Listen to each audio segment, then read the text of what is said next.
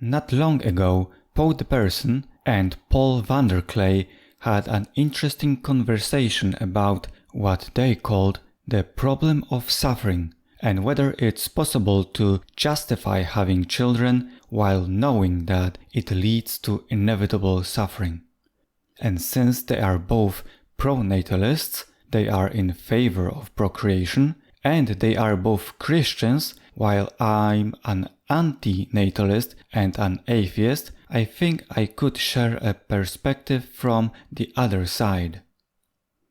I've started watching Po the person since her first video, which was about Google firing James Damore for writing and sharing a short piece about the differences in preferences and skills between the two sexes.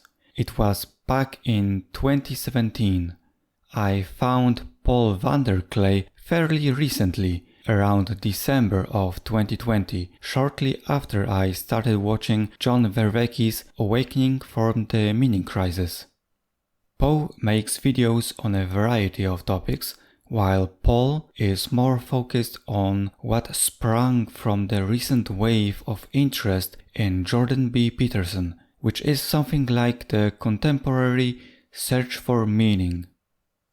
The conversation starts with a reflection on how much suffering a person may deal with in life, how cruel the world can be. It's good to recognize this fact and accept the world as it is before going on further.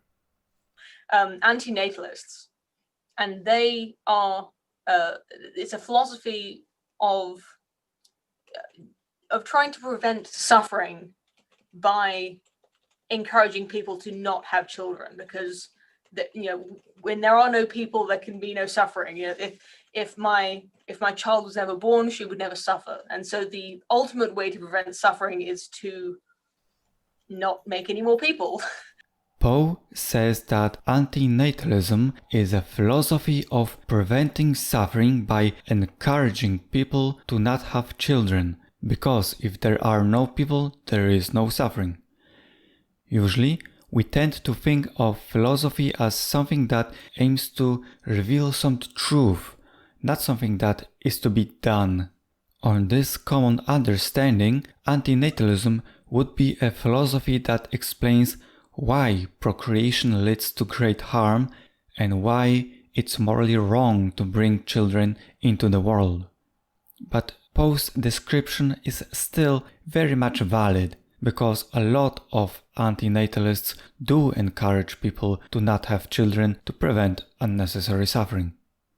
The problem is framed incorrectly, as seen in the title. The proper question is always, are we justified in harming others or putting others in harm's way? We can only engage in some reframing of our own condition, and we can ponder whether we're justified in this type of reframing. But this is a completely different matter, and antinatalism isn't about that. Whether it's practical or not, whether they achieve this aim, it's in my nature to take ideas seriously when I come across them. Po wonders whether the goal of antinatalism is possible to accomplish. I don't think why would it matter. Just list a bunch of things that you believe are horrible and you would like them to end. Sex slavery, abuse, murder, war, starvation and poverty. Is it possible to act in a way to decrease those things? Yes. Is it possible to accomplish the goal of completely eliminating them? Most likely not. Yet, every small step towards the ideal matters. I had to confront this and go, okay, well, is this a moral thing to do? Like, can you bringing a human into the world knowing that they will suffer, and at some points in their life they will suffer terribly? Everybody does. I have no idea that a war could break out. My child could be drafted. They might have a terminal disease. They might, have some kind of horribly painful illness, and they'll certainly have their share of betrayals and it's just the normal strife that comes from interacting with other humans. Po seriously asks herself whether it's moral to bring a human into the world knowing that they will suffer, and at some point in their life they will suffer terribly. I'm happy that she asked this question, especially the way she did. Po is really serious about the issue, and that's the question to ask. It's more of a theological question than a scientific one, which I guess is why I wanted to bring it to you. Po thinks it's more of a theological question than a scientific one. This is a critical point in the discussion. At the very start, she sets the tone of the conversation. Framing the problem opens some doors, but also closes many others. It puts certain things in a particular perspective. It makes certain things salient while ignoring the others. It's not possible to tackle a problem without any frame, of course, but it's still useful to be mindful of how we're affected by the way we present the problem. I just want us to be aware of why the conversation will unfold the way it will. For example, this particular perspective focuses only on a single species capable of suffering. Now, it doesn't mean that the plight of the chosen species is irrelevant, but we can see how the frame makes the bigger picture ultimately invisible. The second problem with this particular framing is that we're being left without some philosophical tools to work on the material which is this problem of suffering. We're in a garage wanting to fix the problem, but we don't have the toolbox labeled ethics. So the theological top-down perspective frames us as patients, as merely affected by the problem, and not as active participants, causes of the problem, yet capable of enacting change. Finally, religion is dying. Increasingly, religion ceases to be a viable, to use Verweki's term, perspective to look through at the world. So the religious explanation will be losing its relevance. Because you and I both agree that it is good to bring people into the world, knowing that they will suffer. And yet I don't feel like I can really satisfactorily justify it rationally. Po says they both agree that it's good to bring people into the world, knowing that they will suffer. Yes, both Po and Paul are pro-natalists. They have already made up their minds. In such cases, it's hard to step outside of one's frame and examine the problem in a different light, so they have a difficult task ahead of themselves. Kind of on the other hand, looking at this is the excerpt from the Brothers Karamazov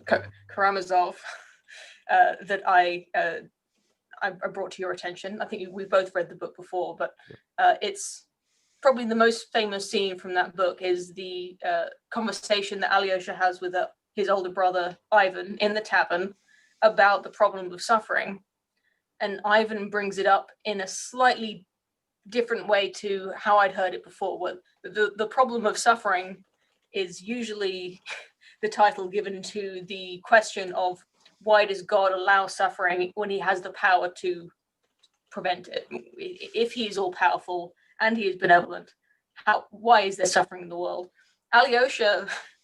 Ivan presents the problem differently. His question is, given that God does this and he believes in God, why should I want to be with such a God? Why should I want to walk with him and be a Christian? I think, he wants to return his ticket and respectfully deny God's benevolence. And he says he could not possibly justify this creation.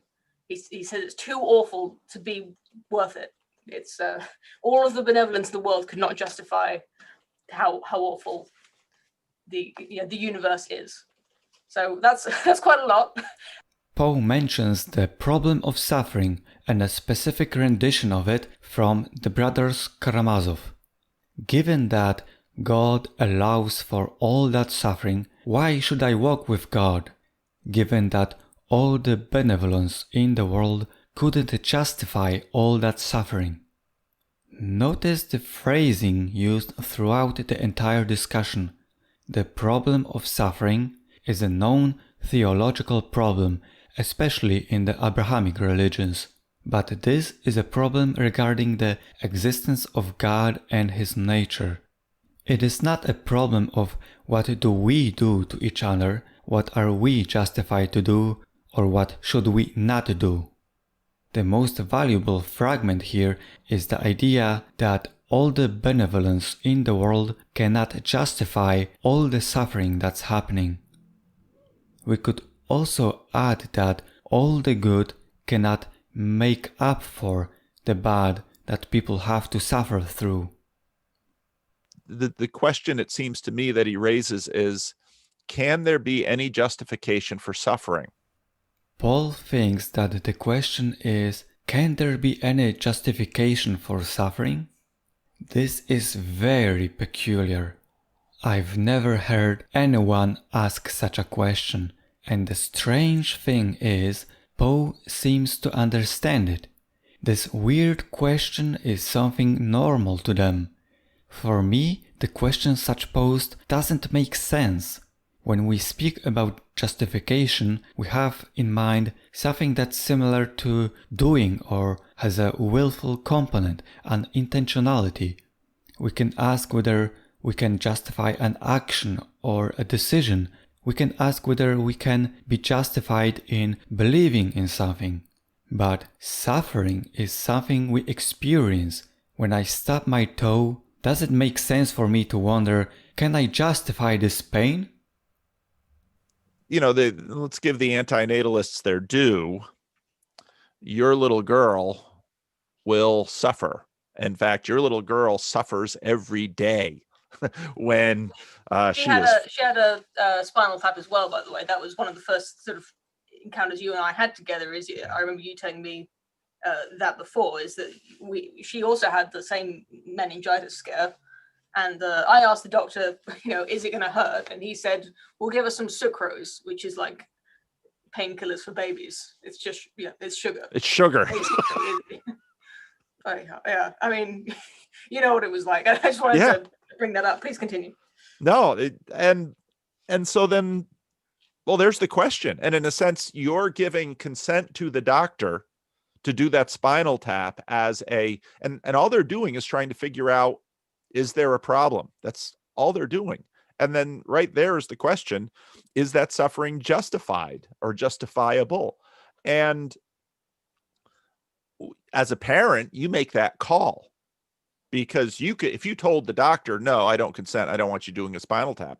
Okay. But you knew the way, the doctor basically presented you the risk. Well, if we don't do the spinal tap, we don't know this, Paul thinks he's giving antinatalists their due. But he again asks the wrong question. Is this suffering justified? This is not something that modern antinatalists would even ponder. But suffering is to backtrack here, something has happened in our culture that has made us particularly allergic to suffering, and hierarchies of suffering have developed in our culture that are quite implicit. We find some suffering justifiable and other suffering not. Paul thinks that something has happened in our culture that made us particularly allergic to suffering, and that we find some suffering justifiable and some not. I don't think that something has changed significantly. Suffering has been the condition we've been in since before we've been humans. All cultures take on this problem in one form or another, and they have been since their conception. The thing that may be different now is the recognition that very often we can do something about the suffering, and that suffering doesn't always just fall from the sky, but we are often responsible for the suffering of others. And if so, then we are responsible for our actions. Maybe the allergy towards suffering stems from the feeling that the presence of suffering suggests we did something wrong and we are the baddies. Well, that says a lot about humanity, because we just had, just a few miles south of us here, a little boy. You know, everybody in a lot of people in California, a lot of children in California are spending hours on Zoom in these supposed classrooms. An 11-year-old boy took his life with a gun while he was in his Zoom class at school. And I have a friend who is a psychologist, and he works with indigenous tribes in northern Canada. And the suicide rate, that the both child suicide and teen suicide rates in those places are, they're absolutely astounding. In these small communities, you'll have multiple attempts and suicide successes in these communities during the course of a year. And you'll have families in which there are multiple attempts and successful suicides. What does that say about us? None of these people are lacking in food. This little boy, what does it mean that an 11-year-old would suffer to a degree that he would take his life in the way that he did? Paul talks about an 11-year-old boy who took his life on Zoom and asks what does it mean for him to suffer so much to do this and to do this like this. I've read estimations that around 1 million people commit suicide each year, and an additional 10 million people attempt suicide each year. I'm afraid of checking how many people suffer from incurable and unmanageable conditions without any hope of getting better. This will continue for as long as people will be making people. All these victims thrown into the gutter of the world. For what? I don't think most of our instinctive approaches to suffering are anywhere close to addressing it. And that is best illustrated, I think, by the royals. Because if anyone in the world, if our solutions to suffering were in any way effective, the royals should be the happiest people around, shouldn't they? And they are not. Paul notices that we as human beings are completely ignorant on how to solve suffering, and that all our common sense methods are worthless.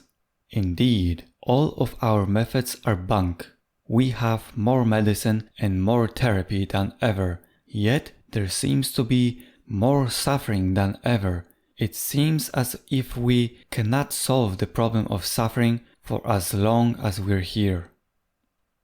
I was kind of seduced by the philosophy of Stoicism going back a few years now. I've been sort of playing with that for a while. And I found the idea that anybody, no matter what their situation, could save themselves from suffering through implementing a philosophy.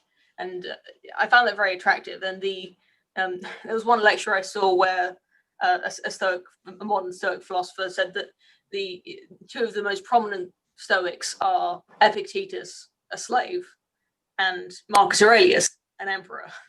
And both of these people had many, many reasons to be angry at the world. They had many problems, and they both found inner peace. They found meaning in their life. They were able to pursue virtue and to be happy in that, through Stoicism. And that, I'm not saying that's the only way to do it, or that Stoicism is all-encompassing and perfect, but there's something very attractive about the idea that we that you could reduce suffering, maybe not through rationality, maybe not through money or anything easy, but by changing your mindset.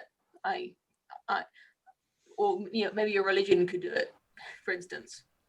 Po talks about her stoicism and the idea that we could reduce suffering by implementing a philosophy and changing our mindset. On an individual level, we, because we're living in affluent countries, can do a lot. We can adopt a religion, we can implement a philosophy, we can meditate, we can eat healthy and exercise, we can engage in meaningful activities. We can hope this will make things better, and very often it does. Sometimes, however, nothing we do makes the slightest difference. Sometimes, nothing we can do makes the suffering of others any less. Once they're here in this world, they are open to all of it.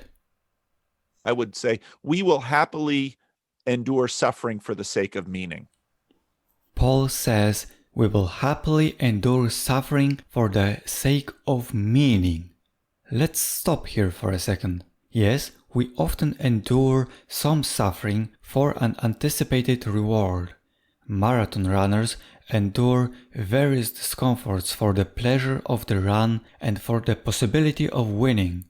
We endure various discomforts of going to work to get money that we can then spend on other things.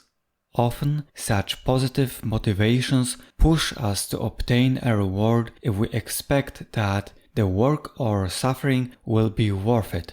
The same can be said about meaning. The sense of meaning is a very positive mental state, and we will endure a lot to realize it.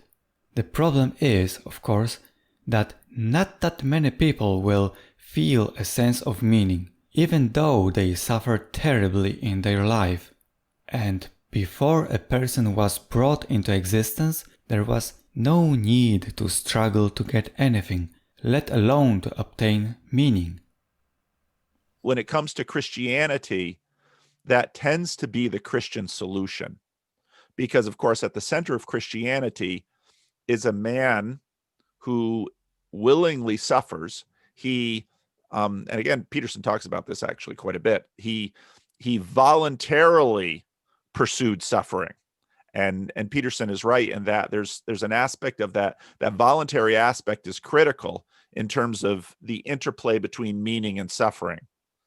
And while it's very interesting that I think culturally we tend to fetishize suffering and its justification to achieve certain visions of reality that have somehow attracted us. Paul says that the pursuit of meaning is central to Christianity, and that the voluntary pursuit of meaning through suffering is critical to this religion.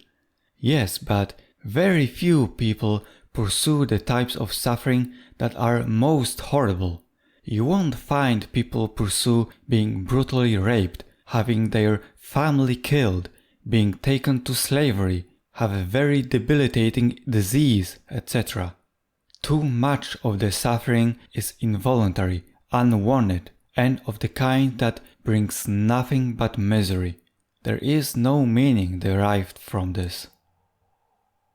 You know, we very quickly worry about the, and there are whole ranges of people whose suffering is sort of trotted out narratively, and then the solution presented, the political solution presented, and then, argued for. Yet, all of the narratives of fictional people that we obsess over and fervently pursue as a culture all involve suffering, the meaning behind suffering, and the achievement of a goal through suffering. I mean, look at any story or novel or movie or book, and they're all involved in that. Paul says that we worry about suffering of people we don't even know, Yet some of the most cherished things are obtained through suffering. This is one of my favorite parts. It really seems to be the case that we often grow through suffering, or we get wisdom by struggling through harsh circumstances, or we achieve very meaningful goals that require the sacrifice of suffering. Yes, I think this is true. I'm not a utilitarian, but look at the cost and the benefit. Is it worth it to have a Holocaust-level suffering, to have deep meaning and technological innovations? Is it really worth it? That's the challenge that both Paul and Poe have to deal with, somehow. Because there are bad things, there are possibilities for good things. For example, we recognize many virtues such as honor and bravery.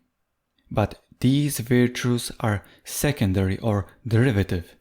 They are good only because they help us with the struggle with the horrors of life. And don't forget that the struggle for meaning is only important for the living. Those who don't exist aren't deprived of the sense of meaning. They're not worse off. They're not sad. They are not. I think it is the closest the book comes to a solution is probably in the character of Alyosha, who embodies an opposite sort of philosophy to Ivan, of sort of spirituality versus Ivan's rationality. But there's also a story that comes from Ivan's subconscious. I don't know if you remember this. He has a kind of fever dream where the devil visits him in his house, and the devil tells him a story that I think Ivan himself wrote, or he wrote it years ago, about an atheist who goes to hell, and and then he's told that he can go to paradise if he walks for 5 million years. If he walks 5 quadrillion miles, he can enter paradise. But because he's an atheist, he has to go for a very long walk first. And for the first 1,000 years, he just sits down on the ground because he thinks, what is the point in even starting? I'm not going to get there for millions and millions of years. He just sits down and gives up. And then I guess, because he's such a stubborn atheist, he doesn't want to even start the journey. And eventually, after 1,000 years, he stands up and just starts to walk. And he does the whole thing. And then when he arrives in paradise, after the first second of being there, he feels that the whole walk was worth it. And I think when I thought about that, it made me think about suffering and, I don't want to say pleasure, but whatever the opposite of suffering is, happiness, contentment. I thought about it as a kind of on a scale where, which one of these weighs more? In this story, we're presented with someone who can feel who feels such contentment in paradise that even 1 second of it is worth many millions of years of work. It wasn't like he was being tortured all that time. He was just walking, but you kind of get the idea that he was, it was worth all of the walking. Poe presents a story from the Brothers Karamazov, where Ivan tells his brother Alyosha a story about an atheist who walks for millions of years to get to paradise, and upon getting there, he immediately says it was worth it. It's a nice story, but the real world doesn't work like that. For many people, most of the time, they don't get anything of value for their suffering. When they do get something, it's mostly just the alleviation of the discomfort. Think of struggling to get water or food. The only payoff is that you no longer feel thirsty or hungry. You can only get a diamond by hitting hard the coal. That's the expectation. That's the story of the suffering turned into growth and meaning and purpose and life satisfaction and wisdom. When a kid is bullied each day, every day, by his peers, then degraded and terrorized at home, you don't get a diamond. You get a traumatized, broken human being with a rotten mind twitching in terror. That's not a story. That's the reality.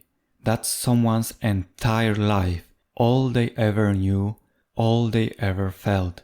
This is suffering, and there is no growth, no meaning, no purpose, no satisfaction, no wisdom. There's pain, tears, misery, and despair. I think suffering is the default, it's kind of our default state of being as humans. Maybe it varies from person to person, but dissatisfaction is I think that's what happens if you just sit there and do nothing.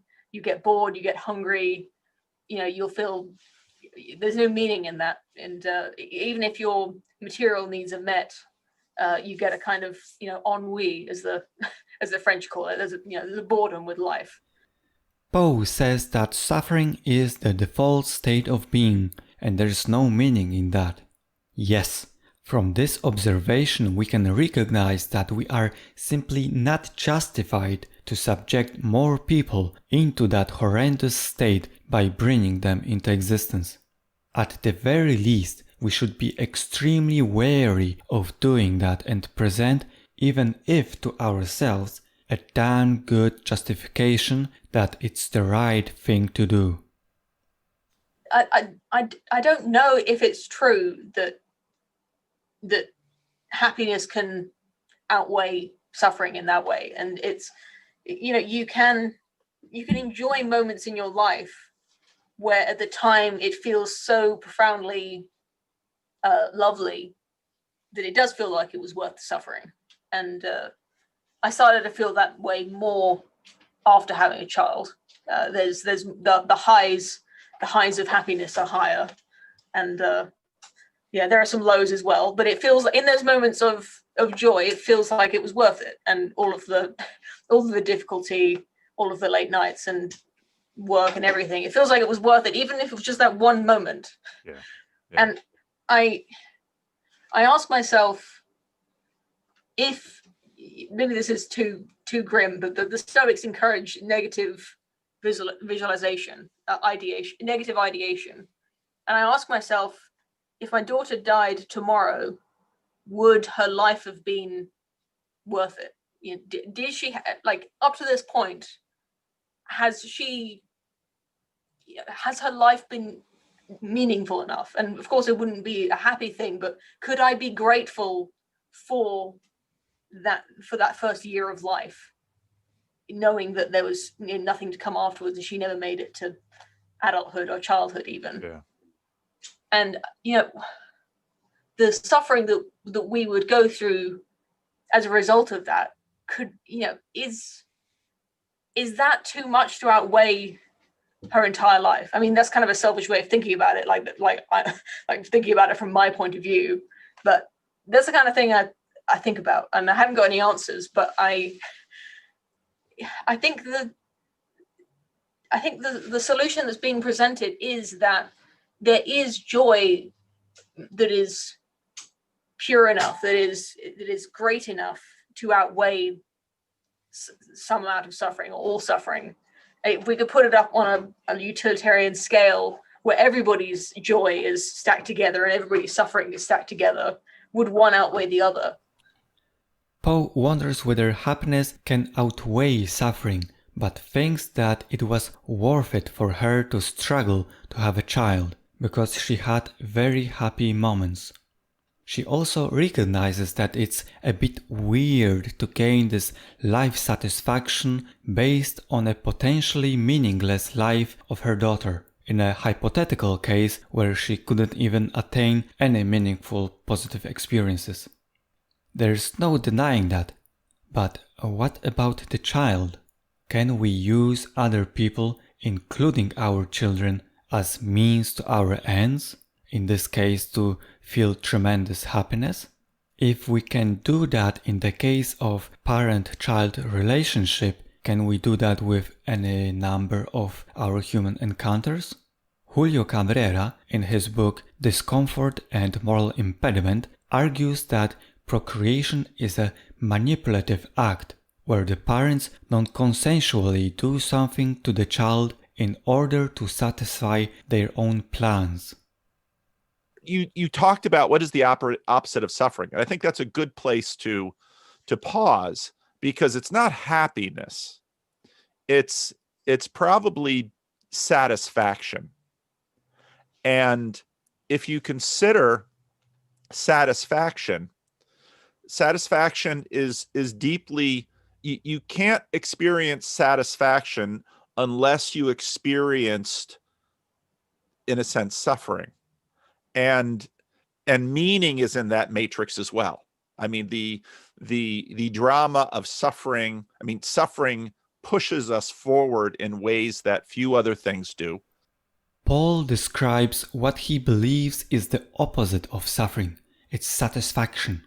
So he is saying that in order to have a good, meaningful life, you have to suffer. You have to experience the bad, to suffer, in order to have a chance for a good, satisfactory life.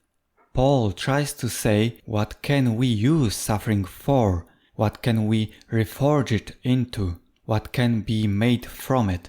But this is only relevant once you're here in this world. This does not answer the problem of putting other people into the condition of inevitable suffering, life. All the life satisfaction, meaning, wisdom that some people get from struggling with their suffering, all of that is not worth the price of the misery that others are doomed to perish in. It's not worth to bring new people into existence to add to this mad, damned circus. Buddha had discovered that the nature of our experience is such that we try to get satisfaction from things, people, our projects, meaningful deeds, and everything else. But all these things are impermanent, they dissolve. When the people we love die, we suffer. When the things we like break, we suffer. When our projects end, we suffer. When we achieve our goals, they're not as good as we thought.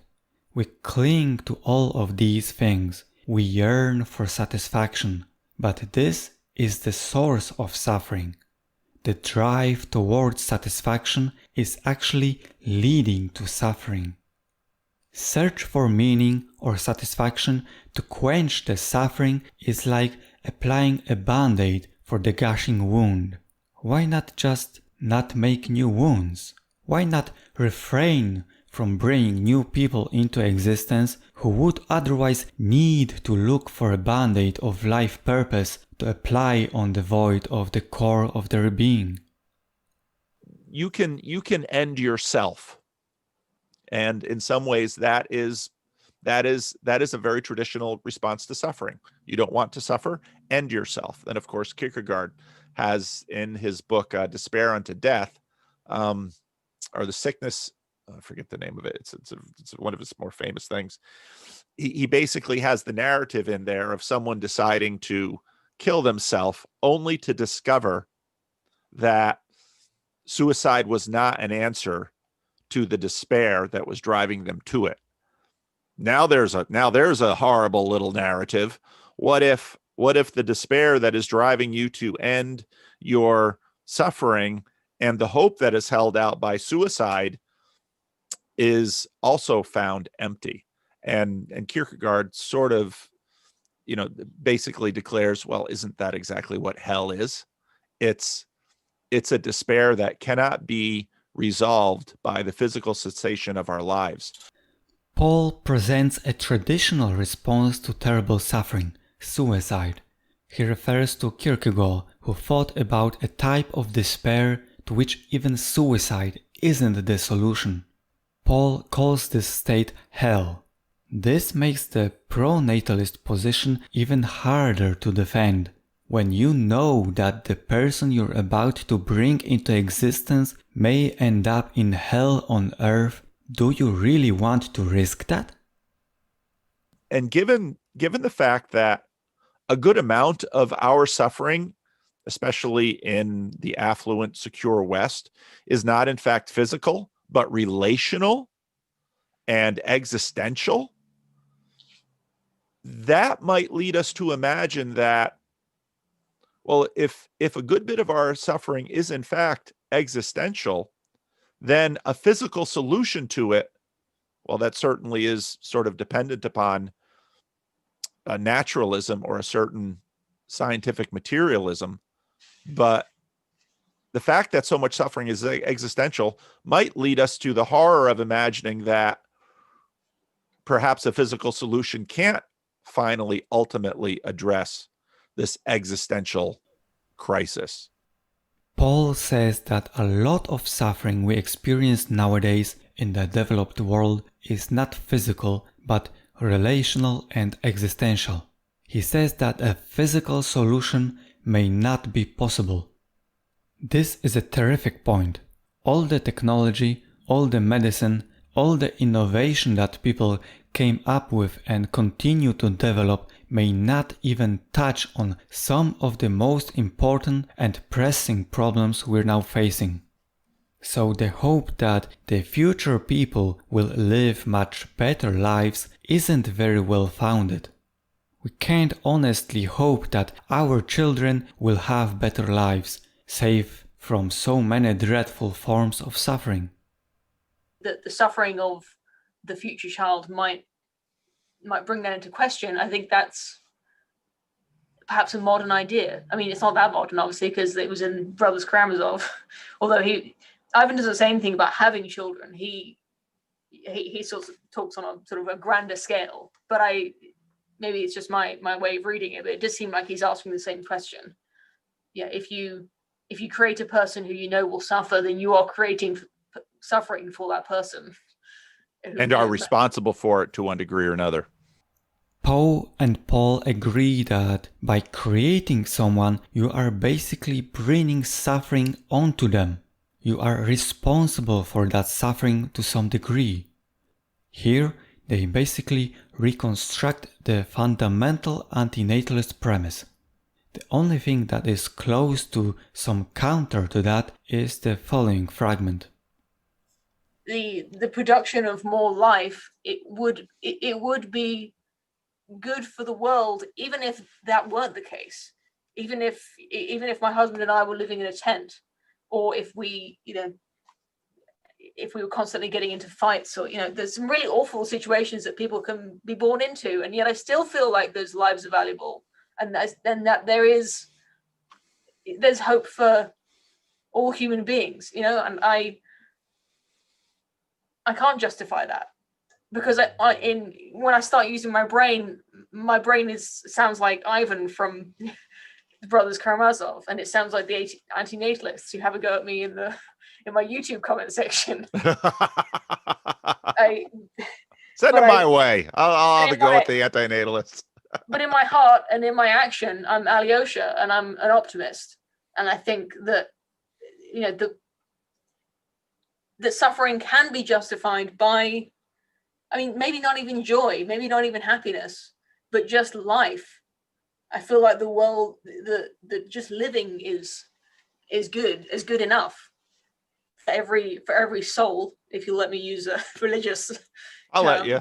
Every soul that's born into this world. Poe says that it would be good for the world to bring life to it, that life itself justifies suffering, so it's good for everyone to live. It's important to note that it may be good for someone to live and to experience life, but that's a completely different question from whether we're justified in bringing people into existence. This is a common conflation of two senses of the question, is life worth living? One sense is life worth continuing? And the other is life worth starting? The distinction was made by David Benatar in his book Better Never to Have Been. For most people, it's worth to continue to live, and hence living is easily justifiable. But the same cannot be said of bringing new people into existence. Before we've been brought into existence, it wasn't good for us to experience life, obviously. There's a salient asymmetry here. We don't have an obligation to create additional happiness or happy people.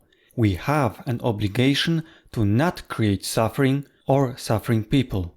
Can creating life be good for the world? Could it be good for Mars to create Martians to live there? Not particularly. The barren planet doesn't need any life. The Martian world wouldn't experience the benefit from adding life to it. So how could it benefit our world? Bringing a new life into the world can only be a benefit to other living beings, and only if the new life actually will be doing something good, something beneficial for them. But that is not a given. And what about those who will be hurt by the one who is being brought into existence? When we look at the world in totality, we see that there are heaps upon heaps of people who live very miserable lives. They are held as sex slaves, they go to war when they are children, they struggle through debilitating illnesses, they die young or kill themselves. It's a peculiar thing to say that it was worth it to bring them into existence so they can suffer but experience some of life. Had they not been brought into existence, they would neither suffer nor would it be bad for them not to experience life. Immediately after that, Poe addresses this point. I mean, I don't know if I can justify it for the absolute most extreme situations where someone is, someone who's born and then suffers unendingly until they, die a young, in infancy. I mean, that's awful. So in those situations, maybe I could say that that's not worth it. Poe says that in some extreme cases of immense suffering, maybe she would say that that's not worth it. Yes, but in such cases, it's already too late. The person who's suffering immensely already exists, and their suffering cannot be made up for anything. It cannot be cancelled, taken away, or erased. The gamble with their life did not pay off, and now they have to suffer. They have to pay the price.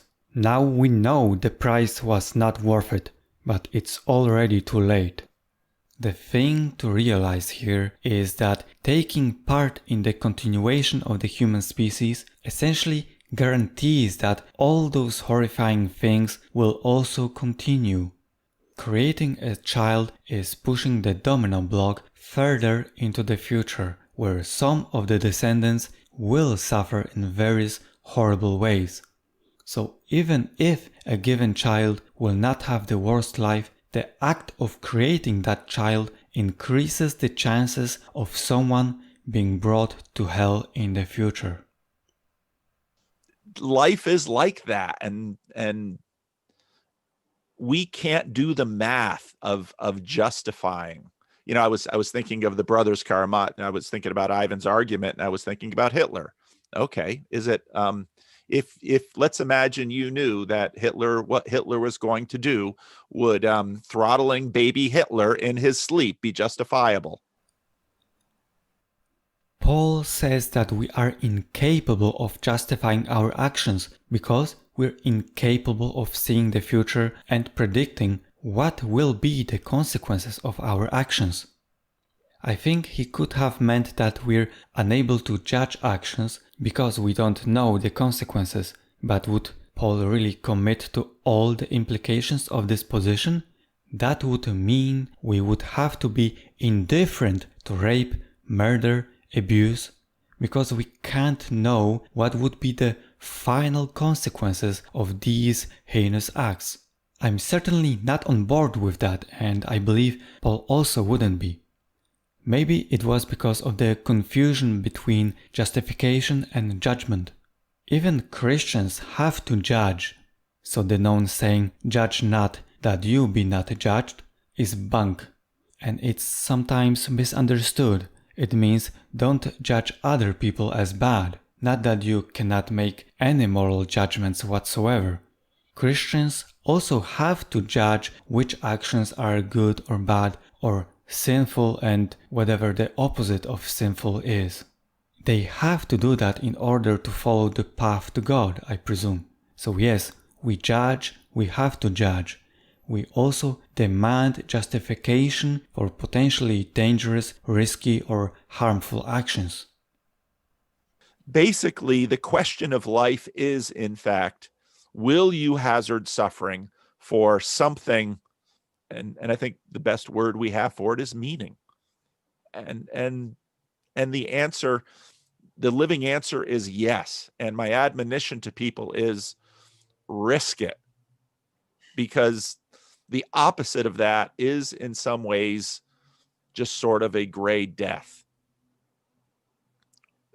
But again, can we articulate this? Can we justify it to each other? Can we do the math? No, we can't.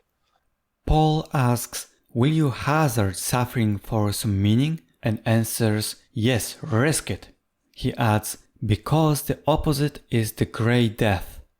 But he ends conceding that we can't justify it. This is a critical question. I am totally fine with everyone risking their own life and their own well-being for meaning for themselves. But that is not the issue. The issue is with gambling with someone else's life to obtain meaning for oneself. That requires justification, and a very strong one. The expected payoff in the form of meaning is not a justification, not when it's someone else's life at stake.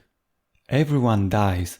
Most people will never know how they die. Whether that's a grey death or not, I don't see how that matters. I don't see how we can honestly wish to escape from the grey death towards some expected meaning running on the body of your child.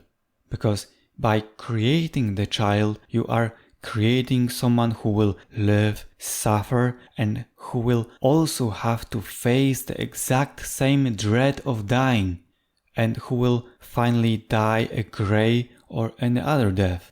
It creates a Ponzi scheme where everyone has to doom another being to escape grey death, who will also be pushed to do the same.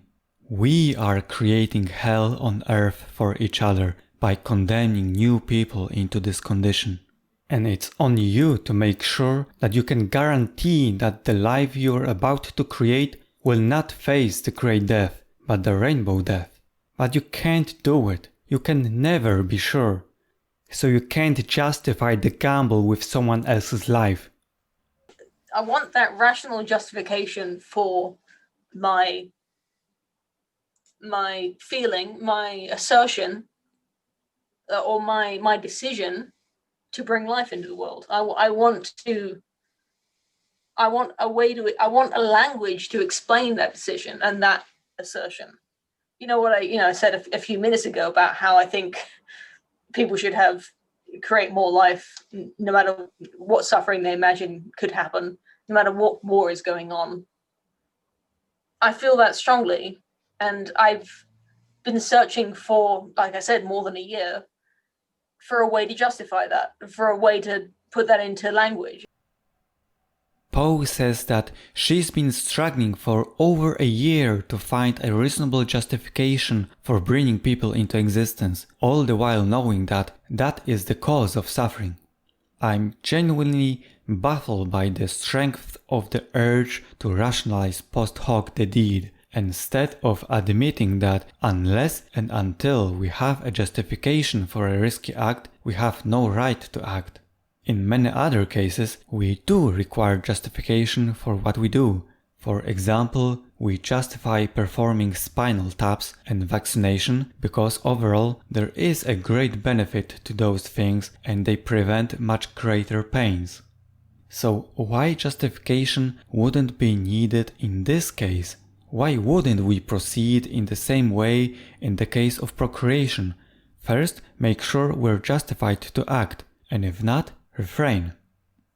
To take myself out of myself and examine exactly what I'm doing.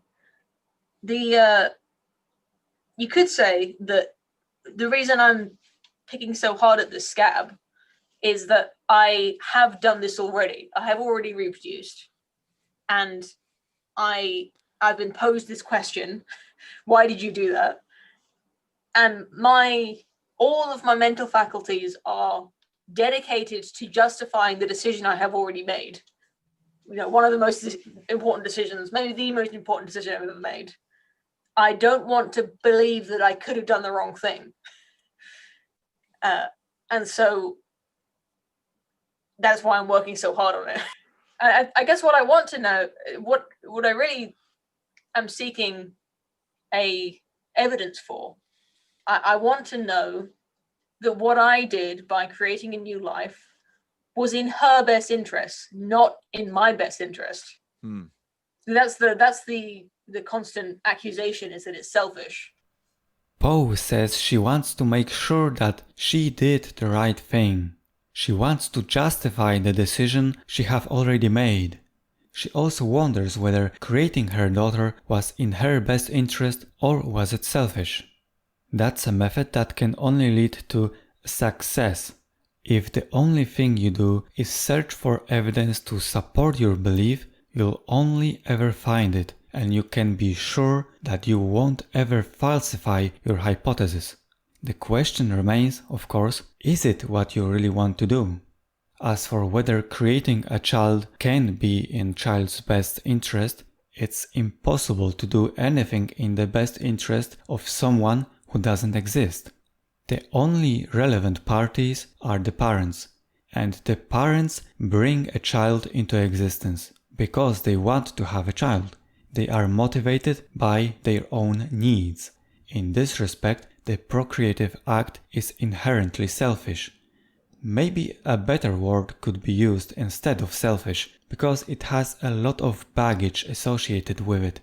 Not all selfish acts are bad or frowned upon. So we can say that procreation is not an altruistic act because the parents do it for themselves. The parents can never do it for the child they're bringing into existence. There simply hasn't been anyone who could have been benefited or who was in a state of deprivation, need or lack of something. That's why procreation can never be for the good of the child, neither can it benefit the child. We live in such a strange culture that so easily justifies, I would say European vacations, but you're already living there. American vacations, or fine clothing, or a better home, or developed tastes in wine or music, throwing all kinds of money at it. But to have a child is somehow selfish. And it's like, it has to be people who have never had a child making up these arguments, because if there's one thing having a child teaches you, it's just how selfish you were before you had that child, because that child will beat that out of you. Paul says that having children beats the selfishness out of you, but he is mistaken. The selfishness comes from the motivation. The parents are having the child to satisfy their needs, and that's why procreation is considered selfish. Parenting may be selfless, altruistic, or directed towards the other, but procreation itself can only be selfish. My wife and I, my wife is at least as smart as I am. We've passed on our genetic material. We parented them as best we could. We have sent them to college. They are in one way or another striving to succeed in this world and outcompete their fellow Homo sapiens. And that's what you want for your child too. You want your little girl to go out into the world and to do at least as good as you and your husband have done. Where does that come from? And do you really want to divorce yourself from it? I don't think so. Paul says that parents want their children to do as good as them in life, to outcompete fellow Homo sapiens. He suggests that Po doesn't want to divorce herself from it. But why not? It's not a controversial thing to say that we sometimes resist our urges or desires because we know better and we want to do better. We can do better with the problem of procreation. You don't have to divorce yourself from being a wonderful parent once you already have a child. No one is questioning parenting. What is being put to question is bringing new life into the world. In all, I enjoyed watching the discussion between Po and Paul. It was interesting to see a different perspective on such an important issue. I will leave some resources on antinatalism and procreative ethics for anyone interested in looking further into it.